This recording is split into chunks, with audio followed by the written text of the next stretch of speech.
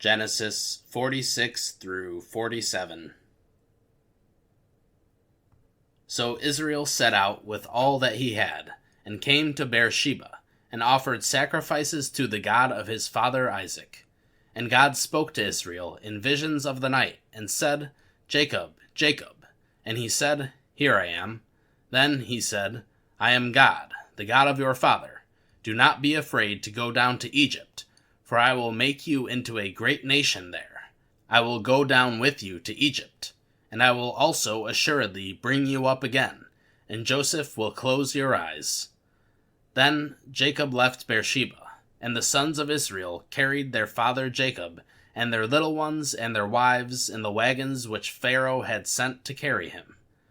They also took their livestock and their possessions, which they had acquired in the land of Canaan, and came to Egypt, Jacob and all his descendants with him, his sons and his grandsons with him, his daughters and his granddaughters, and all his descendants he brought with him to Egypt. Now these are the names of the sons of Israel who went to Egypt: Jacob and his sons, Reuben, Jacob's firstborn, and the sons of Reuben, Hanok, Palu, Hezron, and Carmi, and the sons of Simeon, Jemuel, Jamin, Ohad, Jachin, Zohar, and Shaul, the son of a Canaanite woman, and the sons of Levi, Gershon, Kohath, and Merari, and the sons of Judah, Onan, Shelah, Perez, and Zerah. But and Onan died in the land of Canaan. And the sons of Perez were Hezron and Hamuel, and the sons of Issachar, Tola, Puvah, Job, and Shimron, and the sons of Zebulun, Sered, Elon, and Jalil. And these are the sons of Leah, whom she bore to Jacob in Paddan Aram, with his daughter Dinah. All his sons and his daughters numbered 33. And the sons of Gad, Ziphion, Haggai, Shuni, Esbon, Eri, Arodi, and Areli. And the sons of Asher, Imnah, Ishva, Ishvi, Beriah, and their sister Sarah. And the sons of Beriah, Heber, and Malchiel. These are the sons of Zilpah, whom Laban gave to his daughter Leah, and she bore to Jacob these 16 persons. The sons of Jacob's wife, Rachel, Joseph, and Benjamin. Now to Joseph in the land of Egypt were born Manasseh and Ephraim, whom Asenath, the daughter of Potipharah, priest of On, bore to him. And the sons of Benjamin, Bela, Becher, Ashbel, Jerah, Naaman, Ehi, Rosh, Muppim, Huppim, and Ard.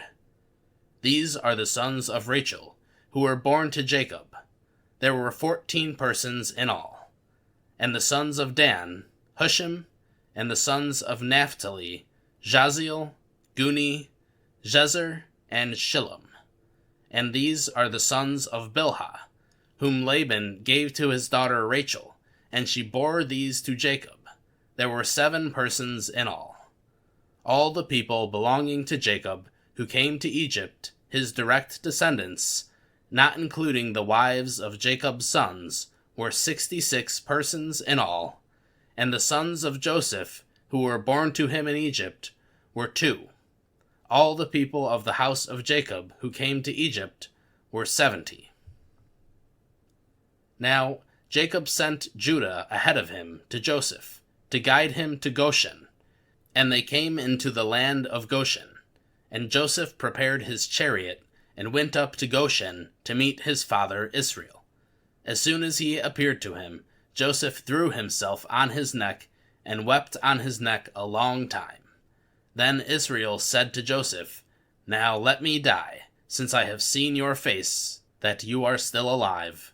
But Joseph said to his brothers and to his father's household, I will go up and tell Pharaoh, and will say to him, My brothers and my father's household, who were in the land of Canaan, have come to me, and the men are shepherds, for they have been keepers of livestock, and they have brought their flocks and their herds and all that they have.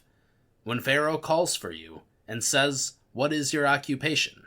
you shall say, 'Your servants have been keepers of livestock since our youth, even until now, both we and our fathers, so that you may live in the land of Goshen, for every shepherd is an abomination to the Egyptians.'" Then Joseph went in and told Pharaoh, and said, "My father and my brothers and their flocks and their herds and all that they have come out of the land of Canaan, and behold, they are in the land of Goshen." And he took 5 men from among his brothers and presented them to Pharaoh. Then Pharaoh said to his brothers, "What is your occupation?" So they said to Pharaoh, "Your servants are shepherds, both we and our fathers." They also said to Pharaoh, "We have come to reside in the land, for there is no pasture for your servants' flocks, for the famine is severe in the land of Canaan. Now, therefore, please let your servants live in the land of Goshen." Then Pharaoh said to Joseph, "Your father and your brothers have come to you. The land of Egypt is at your disposal. Settle your father and your brothers in the best of the land. Let them live in the land of Goshen. And if you know any capable men among them, then put them in charge of my livestock." Then Joseph brought his father Jacob and presented him to Pharaoh. And Jacob blessed Pharaoh. And Pharaoh said to Jacob, "How many years have you lived?" So Jacob said to Pharaoh, "The years of my living abroad are 130. Few and unpleasant have been the years of my life, nor have they attained the years that my fathers lived during the days of their living abroad." So Jacob blessed Pharaoh and went out from his presence. Now Joseph settled his father and his brothers and gave them property in the land of Egypt, in the best of the land, in the land of Ramesses, as Pharaoh had ordered. Joseph also provided his father and his brothers and all his father's household with food according to the number of their little ones.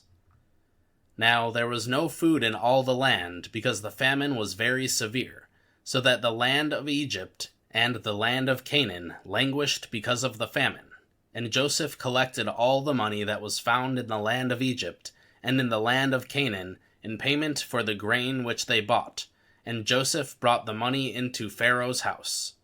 When the money was all spent in the land of Egypt and in the land of Canaan, all the Egyptians came to Joseph, saying, "Give us food, for why should we die in your presence? For our money is gone."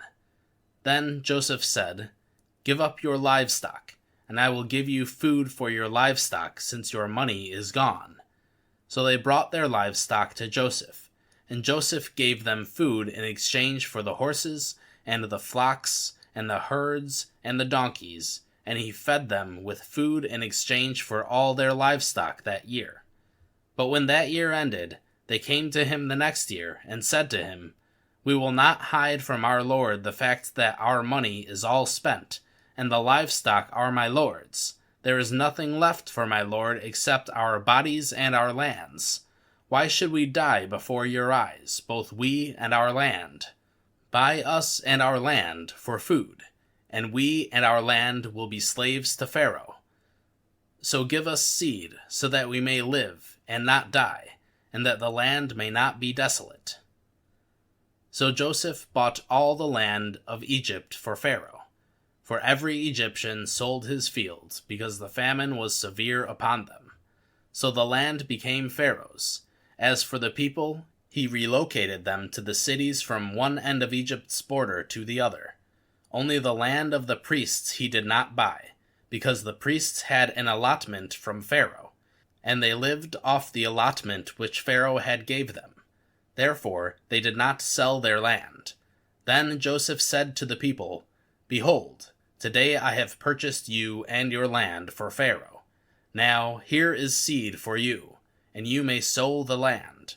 At the harvest you shall give 1/5 to Pharaoh, and 4/5 shall be your own for seed of the field and for your food, and for those of your households, and as food for your little ones." So they said, "You have saved our lives. Let us find favor in the sight of my lord, and we will be Pharaoh's slaves."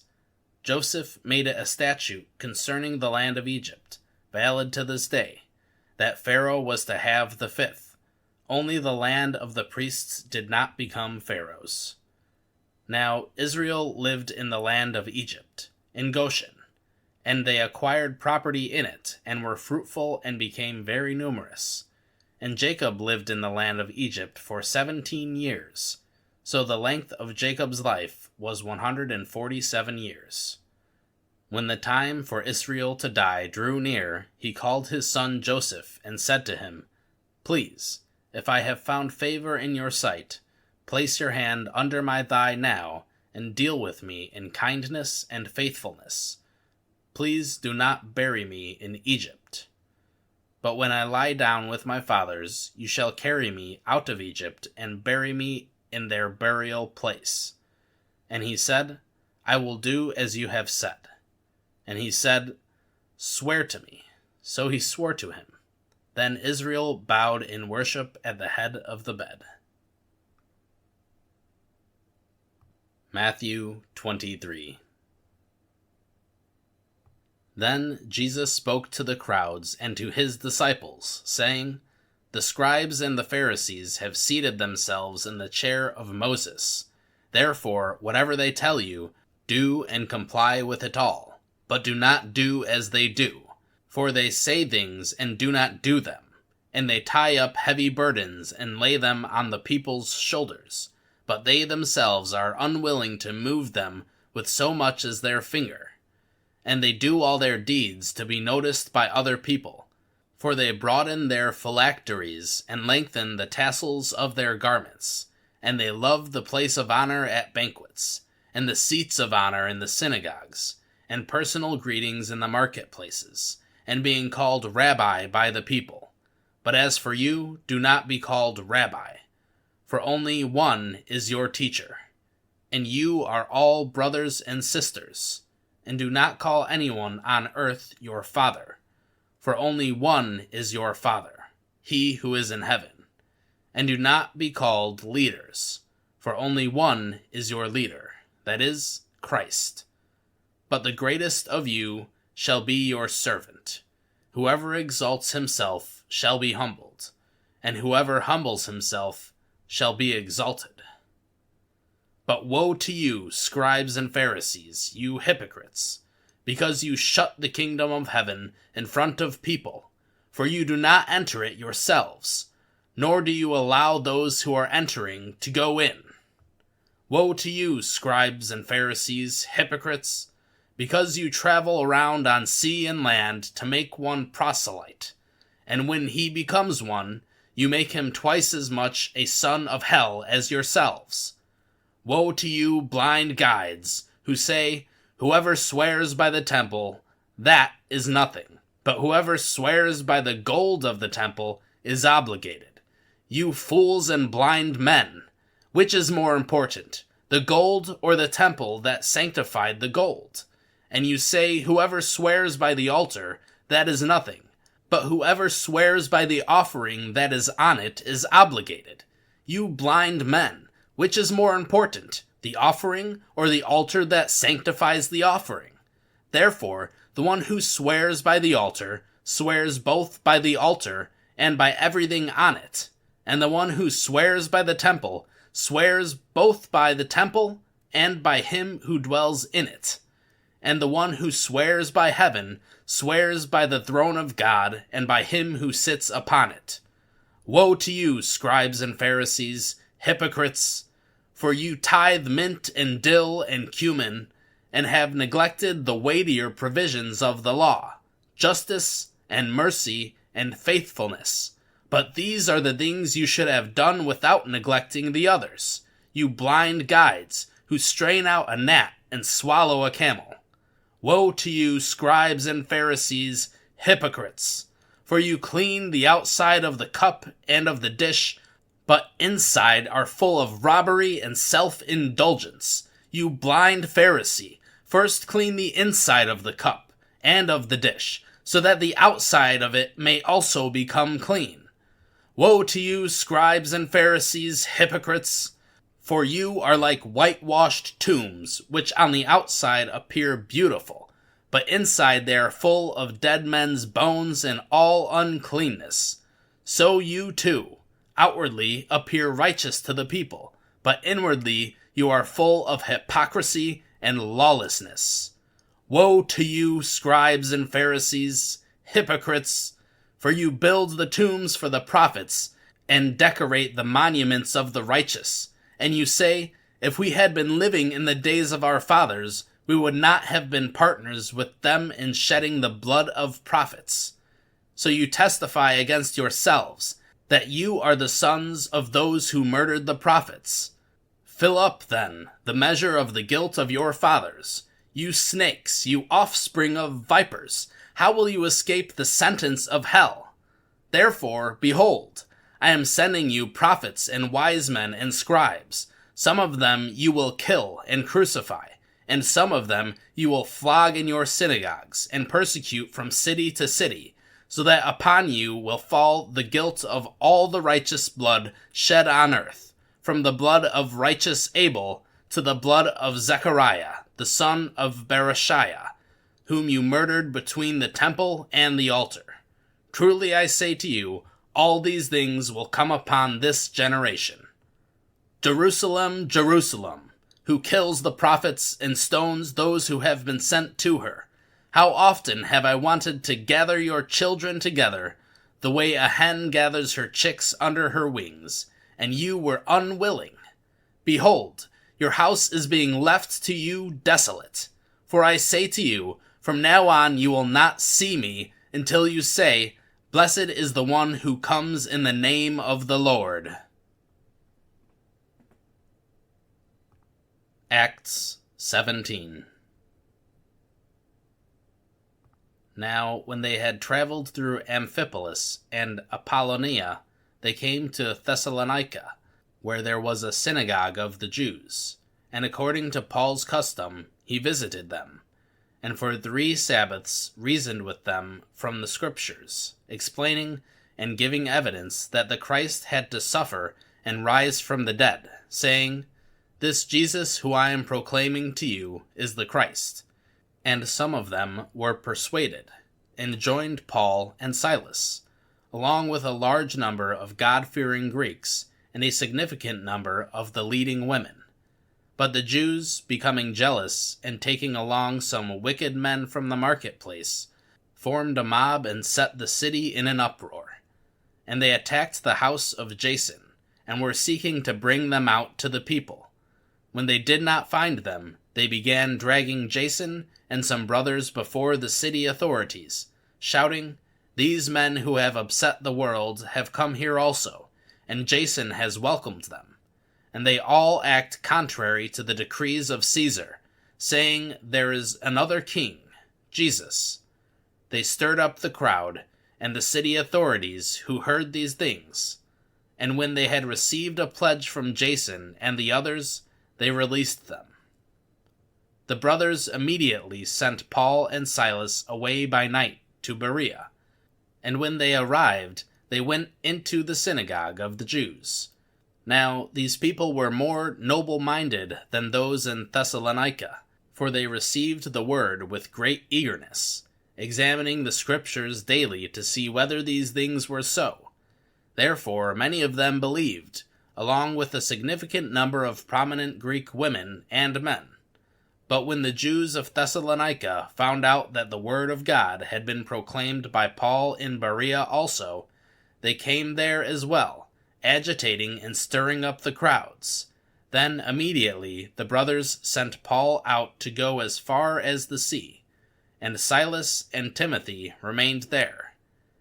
Now those who escorted Paul brought him as far as Athens, and receiving a command for Silas and Timothy to come to him as soon as possible, they left.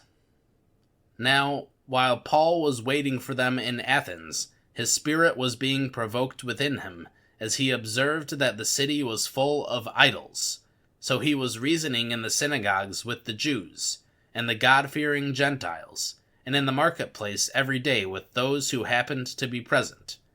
And some of the Epicurean and Stoic philosophers as well were conversing with him.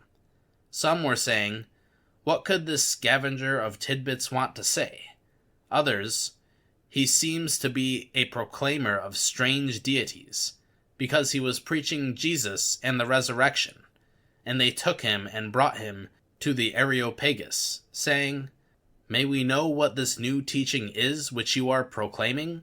For you are bringing some strange things to our ears, so we want to know what these things mean." Now all Athenians and the strangers visiting there used to spend their time in nothing other than telling or hearing something new. So Paul stood in the midst of the Areopagus and said, "Men of Athens, I see that you are very religious in all respects. For while I was passing through and examining objects of your worship, I also found an altar with this inscription, 'To an unknown God.' Therefore, what you worship in ignorance, this I proclaim to you. The God who has made the world and everything that is in it, since he is the Lord of heaven and earth, does not dwell in temples made by hands, nor is he served by human hands, as though he needed anything, since he himself gives to all people life and breath and all things. And he made from one man every nation of mankind to live on all the face of the earth, having determined their appointed times and the boundaries of their habitation, that they would seek God, if perhaps they might feel around for him and find him, though he is not far from each one of us. For in him we live and move and exist, as even some of your own poets have said, for we also are his descendants. Therefore, since we are the descendants of God, we ought not to think that the divine nature is like gold or silver or stone, an image formed by human skill and thought. So having overlooked the times of ignorance, God is now proclaiming to mankind that all people everywhere are to repent, because he has set a day on which he will judge the world in righteousness through a man whom he has appointed, having furnished proof to all people by raising him from the dead. Now, when they heard of the resurrection of the dead, some began to scoff, but others said, "We shall hear from you again concerning this." So Paul went out from among them, but some men joined him and believed, among whom were also Dionysius, the Areopagite, and a woman named Damaris, and others with them. Proverbs 9:1-9. Wisdom has built her house. She has carved out her 7 pillars. She has prepared her food. She has mixed her wine. She has also set her table. She has sent out her attendants. She calls out from the tops of the heights of the city, "Whoever is naive, let him turn in here." To him who lacks understanding, she says, "Come, eat of my food, and drink of the wine I have mixed. Abandon your foolishness, and live, and proceed in the way of understanding." One who corrects a scoffer gets dishonor for himself, and one who rebukes a wicked person gets insults for himself. Do not rebuke a scoffer, or he will hate you. Rebuke a wise person, and he will love you. Give instruction to a wise person, and he will become still wiser. Teach a righteous person, and he will increase his insight. Psalm 19. The heavens tell of the glory of God, and their expanse declares the work of his hands. Day to day pours forth speech, and night to night reveals knowledge. There is no speech, nor are there words. Their voice is not heard. Their line has gone out into all the earth, and their words to the end of the world. In them he has placed a tent for the sun, which is like a groom coming out of his chamber. It rejoices like a strong person to run his course. Its rising is from one end of the heavens, and its circuit is to the other end of them, and there is nothing hidden from its heat. The law of the Lord is perfect, restoring the soul. The testimony of the Lord is sure, making wise the simple. The precepts of the Lord are right, rejoicing the heart. The commandment of the Lord is pure, enlightening the eyes. The fear of the Lord is clean, enduring forever. The judgments of the Lord are true. They are righteous altogether. They are more desirable than gold, yes, than much pure gold. Sweeter also than honey, and drippings of the honeycomb. Moreover, your servant is warned by them. In keeping them there is great reward. Who can discern his errors? Acquit me of hidden faults. Also keep your servant back from presumptuous sins. Let them not rule over me. Then I will be innocent, and I will be blameless of great wrongdoing. May the words of my mouth and the meditation of my heart be acceptable in your sight, Lord, my rock and my Redeemer.